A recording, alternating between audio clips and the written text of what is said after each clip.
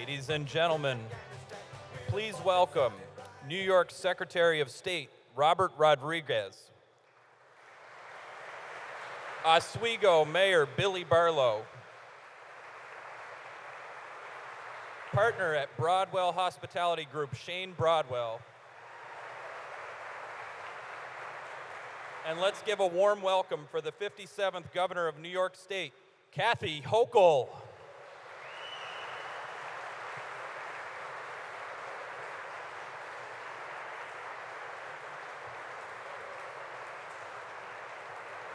Good morning, Oswego. Wow. I was in search of fun. I said, where on the entire state of New York can I go? And I said, let's go to Oswego. And I love water parks. I will not participate today, but someday I'm going to slip in here and you won't recognize me. I'll be incognito, but maybe I'll bring my new granddaughter when she's a little bit older. How about that? So this is a celebration of a community that never gave up through some really tough times and challenges and setbacks.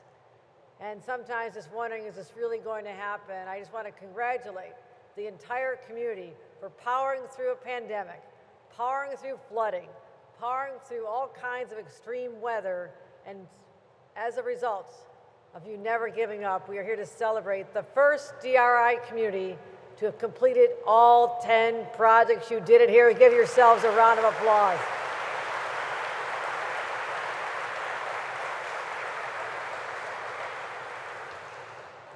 Well, I first of all want to thank some of the people I've now called my friends, people I've gotten to know since I was Lieutenant Governor, coming here so many times. And you have been blessed with an extraordinary leader in your mayor. Billy Barlow is a visionary.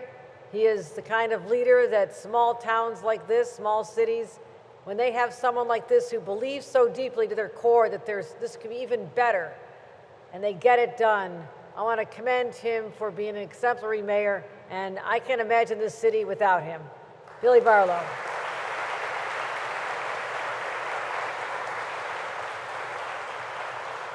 You also have the Assembly Minority Leader representing you in William Barclay. We've gotten to know each other. I remember coming here when I was a new Lieutenant Governor. We had a Chamber of Commerce meeting right here, and he talked about the power plant.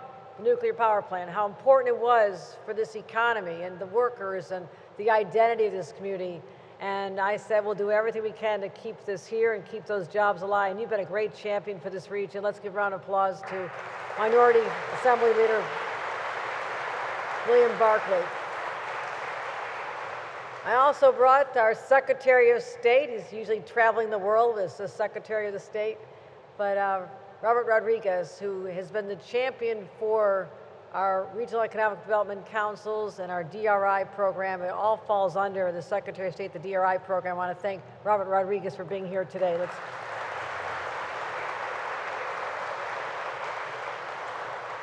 As I mentioned, the REDC, Randy Wolkin, is our Regional Council co-chair for the Central New York region. I've known him for many, many years as well, and again, a true believer in this region. Let's give a round of applause to Randy Wolkin. Sarah Broadwell, who I've seen every time I'm here, she has done an incredible job making sure that people like me have a chance to understand the depth of feeling about this community and how the businesses are so unique and they're so special. And this is part of your identity as a community. I want to thank Sarah Broadwell for her leadership of the Chamber of Commerce. Sarah, congratulations.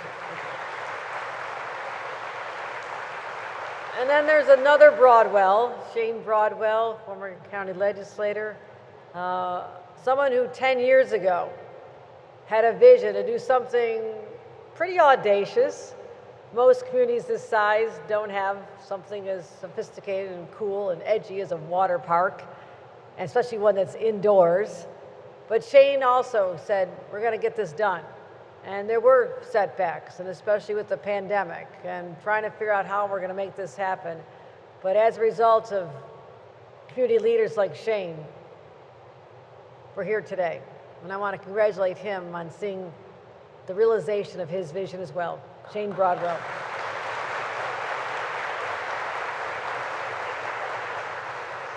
Well, you know I love this part of the state. first governor from upstate in 100 years.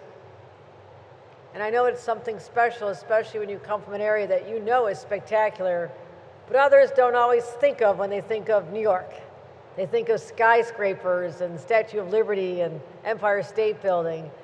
And I was literally there this morning, but I'm also such a believer in upstate. I want to make sure that everybody understands that this is part of our identity as well. So this is part of our state that I'll never forget. I'm going to continue to celebrate. And I think with projects like these, we have one more attraction to bring even more tourists here. Not just for the great fishing up here and the great boating and the recreation outdoors, but year-round you can come to this facility and have a great place to come even when the weather is not quite as warm as it is today. And of course, to have a children's museum right down the block. I mean, I said this when I was here before, for a community of 17,000, you really punch above your weight. These are world-class attractions, and never take that for granted. And also just having the charm of a local bookstore. To the Rileys, I know you weren't at the River's End, but I just spent a lot of money in your store. Because I said, get me there early enough that I can buy some books for my one-year-old granddaughter, Sophia. And I'm going to make sure she does come here, because bookstores are the heart of a community. And I've been there so many times. So let me say hello to the Rileys as well. So congratulations to you. I remember cutting the ribbon at Wright's Landing Marina. I remember the before and the after. And I also remember the floods and how devastating that was in this part of our state. And I love the fact that someone labeled the 2017 flood a 100-year flood. So you're thinking, we're going to be good now. We got a lot of years, we're good. Until 2 years later, we had another 100-year flood in 2019, and that was devastating. So we had to build back, never give up. State brought the resources. I came often just to say, we're going to get this done. We're going to be okay. We're going to get through this. So it is amazing to have a river, the locks, the connection to the Erie Canal, and one of the great wonders of the world, one of the greatest freshwater bodies on this planet, Lake Ontario, all part of your community. Don't ever take that for granted. And I'm sure as I'm standing here, someday, and you won't know it's me coming into town, or maybe you will, I'm going to bring my boat from Buffalo, come all the way on the Erie Canal, go up the canal to Oswego, and experience how beautiful this is from a boat. I haven't had a lot of time lately, so I hope to do this in my lifetime, and maybe I'll bring Sophia, but I have traveled all the way as far as Syracuse, and it is the Erie Canal, and your connection to it is also an important part of your identity. But I think a lot of communities that just didn't have confidence and faith in community leaders like we're seeing here might have given up on some of these projects. But you had ideas about what a vibrant future could be, something that you didn't inherit necessarily. This community had a lot of charm. It had a great story, a great past. But as people get older and as communities get older, sometimes there's a little bit of decline. You slow down. You don't have that same luster you once had. And that's the beauty and the genesis of the DRI program. With an infusion of money all at once, a $10 million commitment for a community to be able to realize their vision, not what Albany sits there and says in the Capitol. This is not our idea. This is your idea. This was what you wanted to see. And I spent 14 years as a local government official, small town, little village of 10,000, village of Hamburg. The idea that all of a sudden you have $10 million in one shot to make projects happen simultaneously and finish at the same time, that's magical. I would have loved that when I was in local government. But you have taken advantage of this and you have executed this future. And I want you to know, this is really special. And the resiliency that I've seen here, not just from the weather, but from the setbacks, is a testament to who you are as a people. That your children and grandchildren will know there was a time when Oswego wasn't as edgy and hip and cool and enticing as it is now. But you made it that way. You gave it its personality. You gave it its charm. And you kept it growing and you made it even better. So I'm going to be sitting at Rudy's sometime today. If you want to sit down with me, I'm going to get some fries. Look out the lake and get that sense of calm and that sense of it's a special place. Know that you have a governor who understands what that means. What that means, it's spectacular.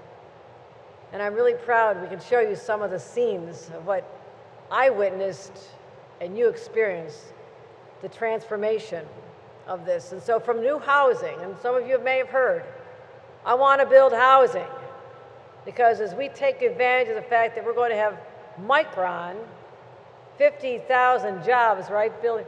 Right, somebody remember? We talked about the need to build housing. It doesn't have to be all one kind of housing. Just mix it up. Give people different degrees. Some very affordable, some high-end, some mixed use, whatever you want. You're the community in charge. But from new housing that you created here, over 200 units with this, that was bold. I remember the mayor and I driving around town on a golf cart in a snowstorm. That's what you do when you're a resilient community. Nothing deters you. And we talked about how the fact that above little shops, we need life, we need housing, and sometimes you need to change rezonings and change the rules on parking and envision an old abandoned building as a place you could have families and live. You are doing here what I want done all over the state. Seeing abandoned buildings or seeing an empty parking lot and saying, I see life there, I see families, I see children, I see seniors who don't have to leave their community when they want to downsize. That's what I'm talking about. And you've done it here. And I want to showcase this to the rest of the state. Say, this is what I'm talking about. So your children will not get priced out of living here if they want to grow up in the same community they did, as is happening in other parts of our state. So it's about housing, it's about safety improvements on local roads, it's connecting the downtown to the waterfront, as I mentioned, the museum, which is amazing.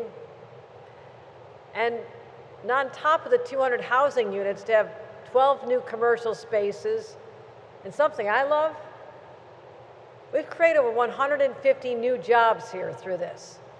Those are people who live here, who have an opportunity to have a good income, or someone from somewhere else, or a student at the SUNY campus who love wandering the streets and stopping at the bookstore and experiencing life. But they now can move here and start a new life. So our $10 million investment has yielded almost $64 million in private sector investments. Let me repeat that. 10 million translated into $64 million of private investments. I call that a success. That's what we're talking about. A 7-to-1 return on investment. So you are the first one to be completed, first one to say, finally, the construction is done, no more delays, no more dust, no more scaffolding, until the next chapter. But for now, you've done your jobs. You're the caretakers of a community with a lot of charm and character, and you made it even more so. So I thank you for what you've done here, the stewardship, taking advantage of this once-in-a-lifetime opportunity, and now we have an opportunity to do something else. Bring our kids here in the wintertime, celebrate the downtown, this great hotel, with 20,000 square feet, 30,000 gallons of water. I have no doubt that this place is just going to be filled with laughter and joy and connections of families who otherwise might be sitting at home on a Saturday afternoon on a cold winter day, all playing on their own personal devices into their own worlds. This will connect families together. The museum connects families together. This downtown connects family together. You're giving the children of this community memories that be part of who they are forever. That's what this is all about. That's what you created here, Shane. And I cannot wait to come back with my family and let them know this is a really special place.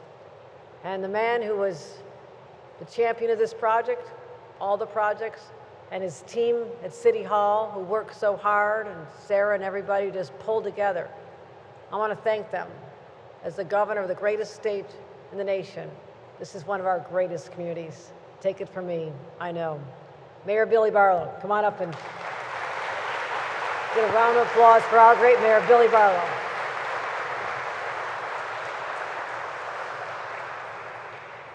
Don't ask him how to ride a jet ski. He's not real good at it.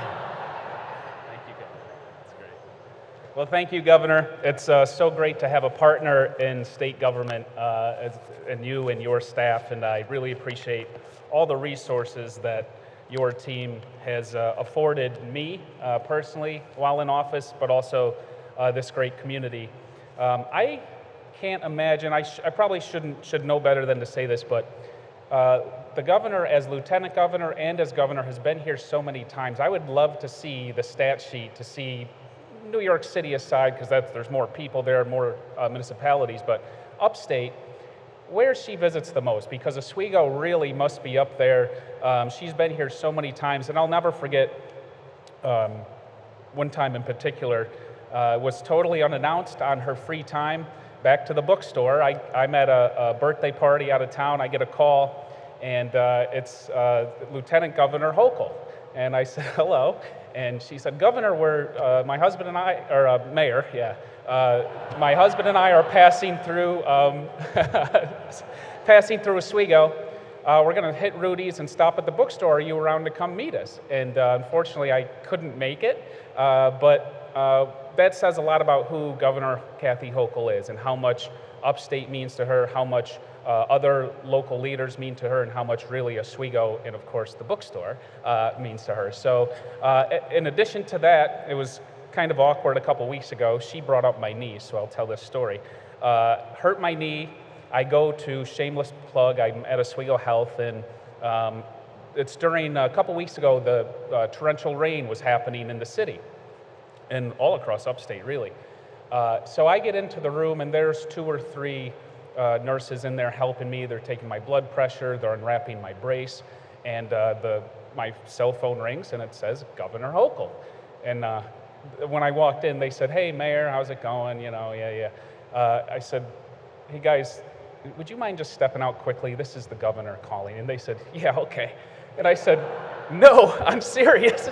This is the governor calling. I need to take this. So they undid the brace faster than I ever could have, took me off the machine and stepped outside. And she was calling to check on how Oswego was doing because of rainfall. You know, not every governor nationwide does that for their municipalities and their local leaders. So again, just speaks to who she is and how much she truly cares. And I appreciate all your continued support.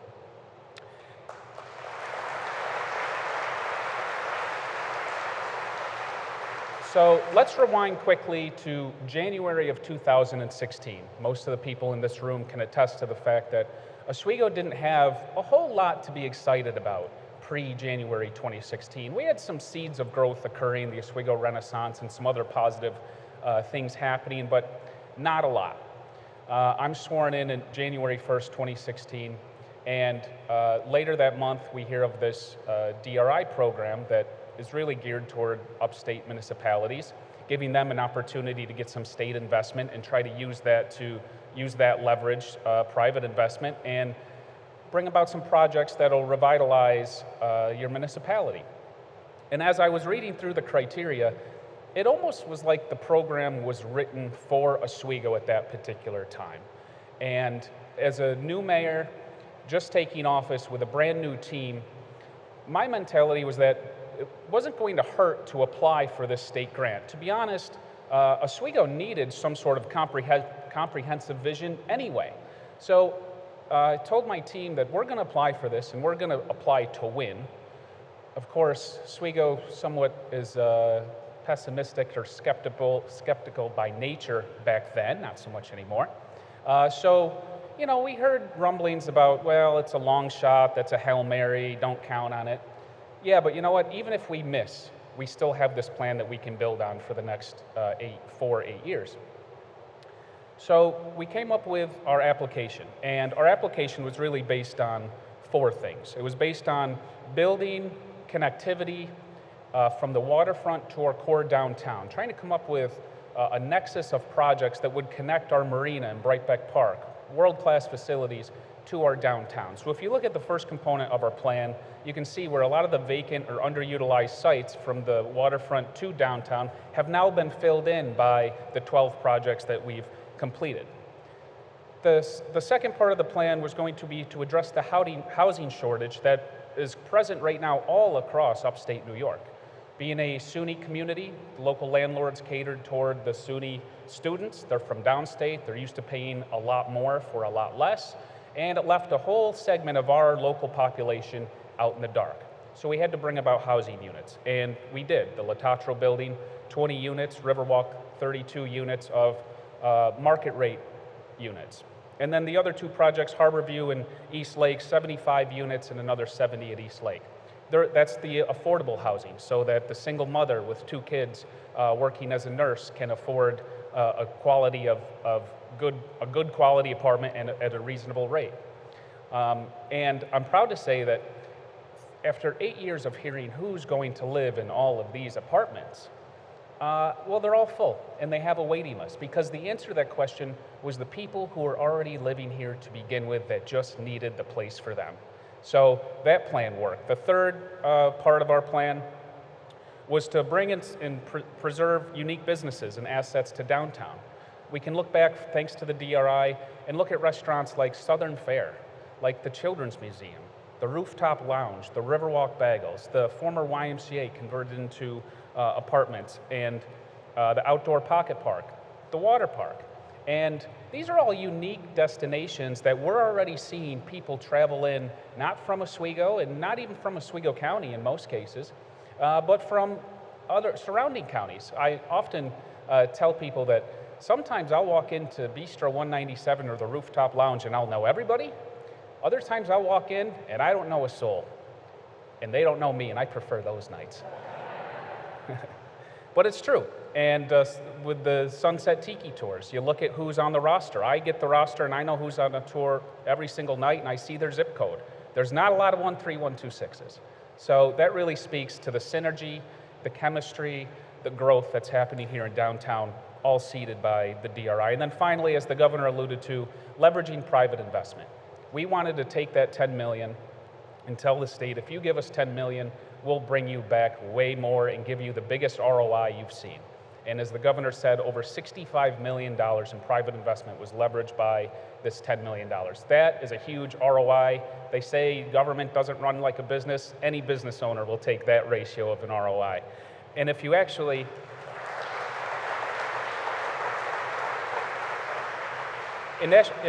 look outside the 12 projects that we've completed and take what I call the spin-off projects or the spillover effect. These are projects like the Oswego movie theater, those YMCA apartments I talked about, Lock 7, and some other projects. We're approaching $100 million invested in our core downtown area since 2016.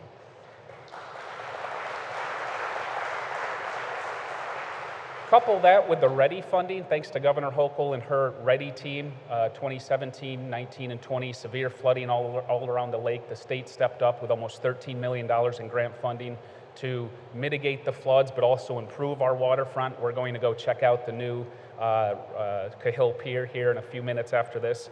And $20 million of investment by the state along our waterfront. You can see that now we have that nexus between the waterfront and downtown, and Oswego truly is the place to be in Central New York. I'm extraordinarily proud of the fact that we've completed all 12 projects, the first in the state, within my 8 years, thank goodness. Not a lot of time to spare there, BHG, but we got it.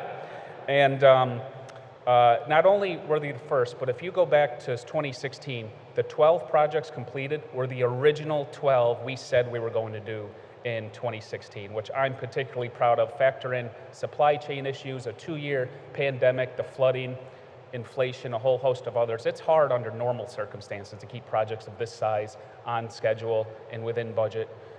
The budget is a little dicey, but certainly on schedule. So I'm very proud of that. I just want to mention a few key players quickly. I could not have put this together without my team at City Hall, the folks who have left before the end of the term, but certainly the folks still there, economic development and everybody at City Hall, and then our private partners. This really highlights what government and the private sector can do together when we work together. Tom Snyder, I hope you're here, and Jim Dowd from Pathfinder Bank. Couldn't have done it without Tom's. I'd like to give Tom in particular a round of applause.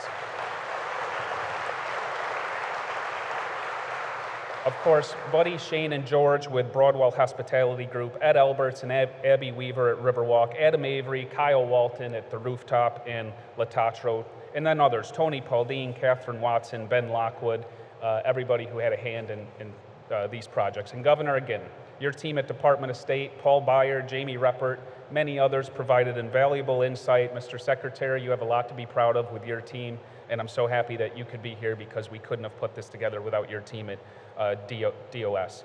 And they all provided value insight to make this happen, and I thank you again for providing upstate New York, cities like Oswego, the resources we need. So in 2016, the economic tide was against us. It really was. But now, thanks to the DRI, in 2023, the tide is now with us, and because of the DRI and several other achievements along the way these last 8 years, the future of Oswego is brighter than it has ever been. 8 years in the making. Thank you, thank you, thank you, and congratulations.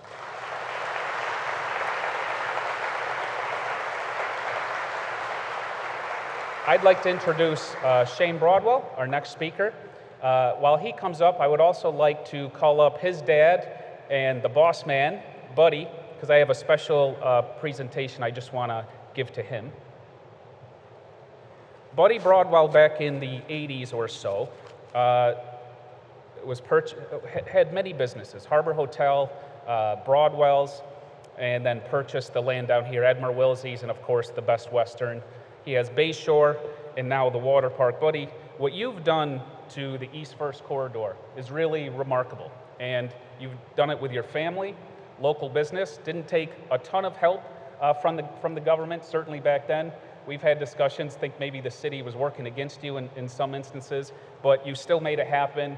As a family friend, I see how hard you work each and every day. So what I wanted to do, and I think this is the appropriate time to do it, is on behalf of the city of Oswego, present you the Community Appreciation Award, an appreciation of your countless contributions to the Oswego community in the development of the East First Street corridor and more. So please give a hand to Buddy, and I'll introduce Shane.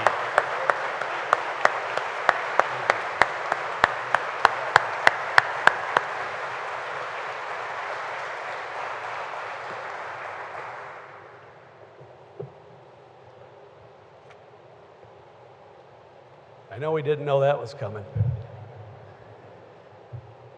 Welcome everybody to Splash Indoor Water Park. Here we are, right? I will say we are here right now because of the DRI, the Downtown Revitalization Initiative.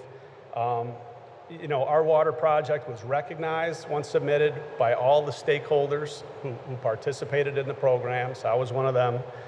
And also the state planners who took all that data back and mashed it all together with all the data that they had and came back, and when we saw the water park on the front page and one of those that to be recognized, it truly made this a reality. It is a fact that we wouldn't be here if it wasn't for the DRI project, so thank you. Jobs, I want to introduce, meet our Splash team. Aloha.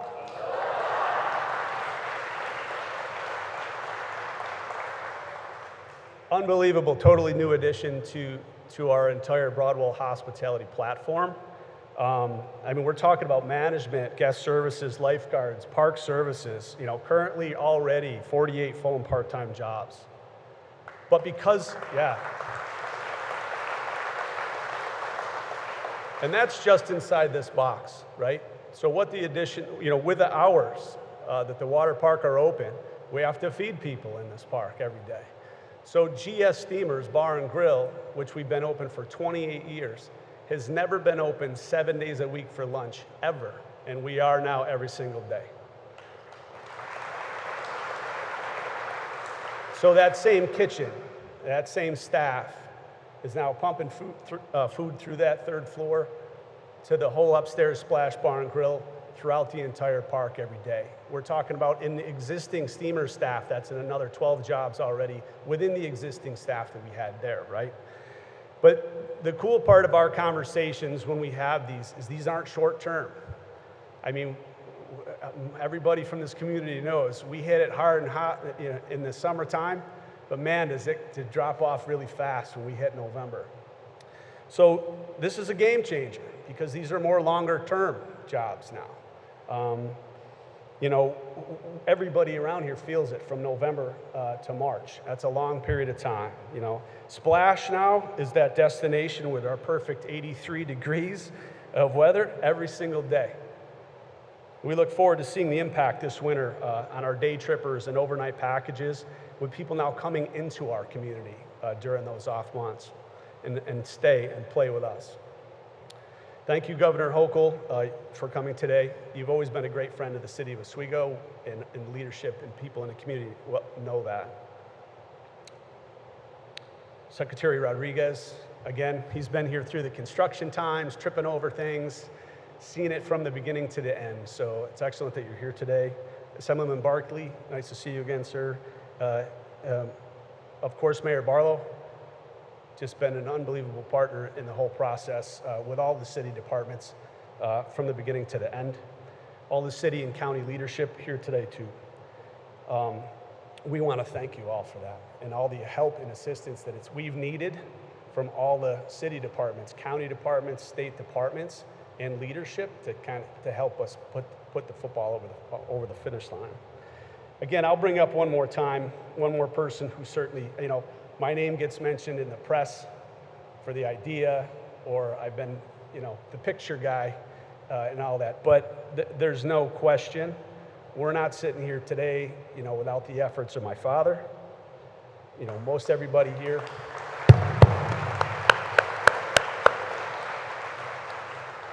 So I call him George, but everybody mostly knows him as Buddy, right?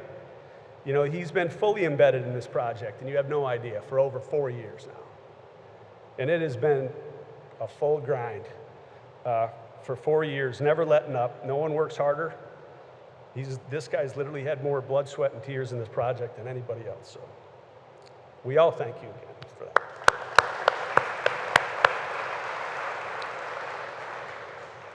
We're happy to have everybody inside this park who hasn't been in here to see Splash Indoor Water Park.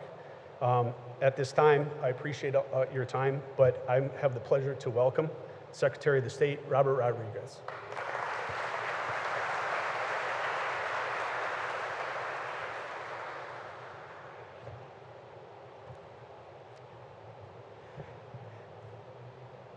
Good morning, everyone. I'm Secretary of State Robert Rodriguez, and it's really so exciting to be here with Governor Hochul at this really tremendous announcement.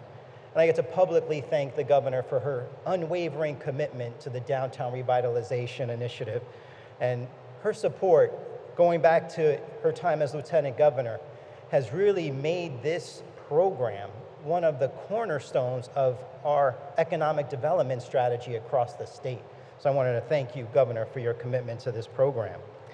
And as she mentioned, you know, I've been traveling all over the state just trying to keep up with her and her commitment to DRI. And really that commitment is seated in what is a transformative investment in communities.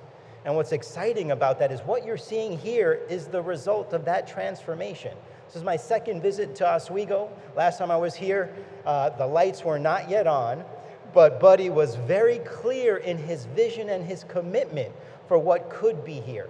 And I think what was important is that this was our last project, probably the hardest project to undertake.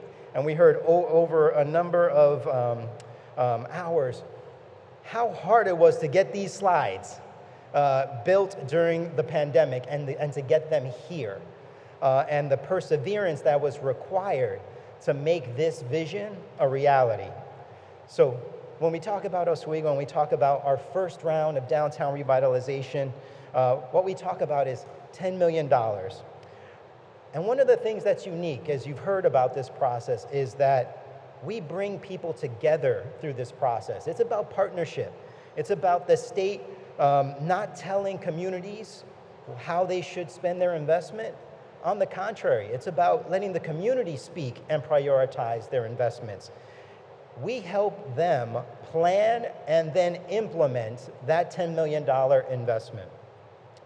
One of the things that we recognize through this process is that partners like Mayor Barlow and the vision that he has across investing in housing, arts, culture, public space, transportation, amenities like this one, but most importantly, that communities need jobs and businesses. And our $10 million is focused on doing a little bit of all those things. And through that, we're able to make the initial investment and the multiplier that everyone has spoken so much about. But really, most importantly, it's about the people who live here, the communities that we're supporting, the stakeholders that are here, the partnership that happens.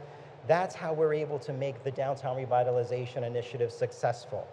And that's why we're seeing so much transformation here in the Port City.